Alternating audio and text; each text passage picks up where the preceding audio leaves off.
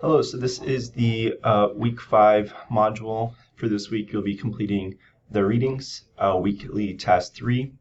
I'd like to encourage you to keep working on your critically appraised paper and begin meeting with your mock scenario group to begin thinking about the patient itself. There are some background information there to help you guide you about what that should be. And this would be a place where you could probably start looking into the background of the person. So who they are, their social life, family history, and then as we keep working, getting into the pathologies a little bit more.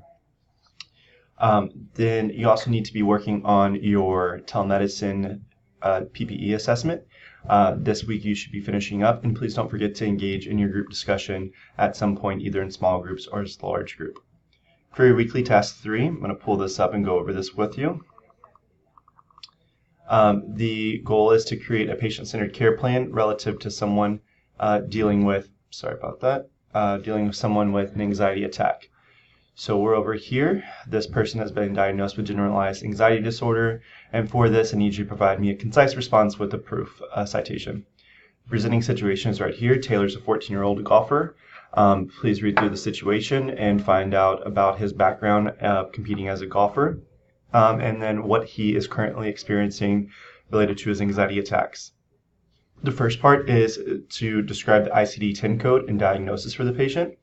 The condition here based off of the risk factors, the signs and symptoms, and what he is saying, what you think the diagnosis and what that ICD-10 code would be. And what were the key factors from the case that made you think that? So linking back these signs and symptoms and red flags to about what you think would actually be the issue. Next, how would you screen for this condition? Here I want you to think about whatever diagnosis you came up with, finding a patient-reported outcome measure or some type of screening tool to measure that person's condition over time. What are the key criteria with this outcome measure that align? So what are the scoring to say they have it or don't have it? What are cutoffs? How are to show progress?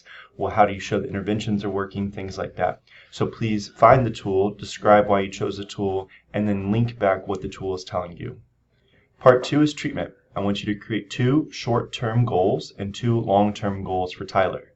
Based off your pathology, I need you to write these in SMART style, but detail the goals in terms of what you hope for them to be able to do short-term and long-term relative to sport participation and the condition that you diagnose them with. After creating the goals, detail 1 evidence-based approach per goal that you could do for Taylor, to accomplish the goal. This may be an intervention linked back to the goal. For example, if your goal is to return to play by Friday, for an example there, and that's a very large overarching goal, you have to detail 1 approach to make sure that they can be able to play on Friday.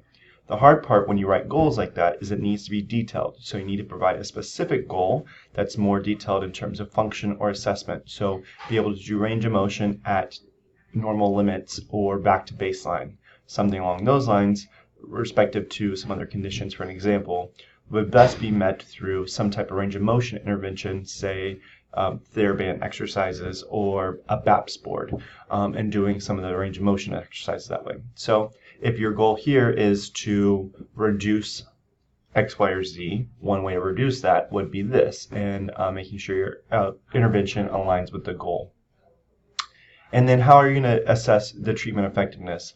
Well, how are you going to make sure that your goal is actually being met, and how would you measure that? So this is exploring the goal itself, how you would try to meet the goals, what are your treatments that you would be doing, and then how would you actually say your treatment worked? What are you actually going to measure or use to say that this is something that actually did work?